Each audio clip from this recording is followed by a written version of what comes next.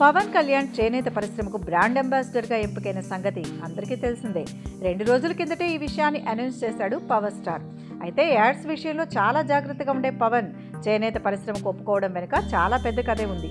అవును, ఇప్పుడు స్టార్ హీరోల ఇమేజ్ గురించి చెప్పాలంటే వాళ్ళు చేస్తున్న సినిమాలు, వాటికి వస్తున్న కలెక్షన్స్ మాత్రమే కాదు, యాడ్స్ కూడా వారి ఇమేజ్ని డామినేట్ చేస్తున్నాయి.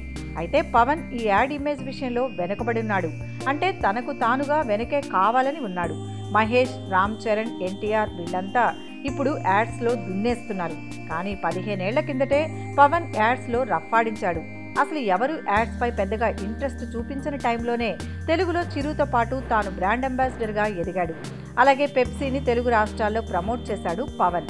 అయితే ఆ మధ్య పెప్సీపై ఓ వివాదం రావడంతో స్వచ్ఛందంగా యాడ్ నుంచి తప్పుకున్నాడు పవన్.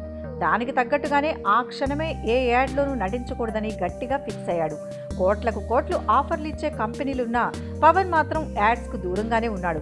ఇప్పుడు ఇన్నేళ్ల తర్వాత చేనేత పరిశ్రమకు చేదోడుగా నిలిచేందుకు రెడీ అయ్యాడు పవర్ స్టార్.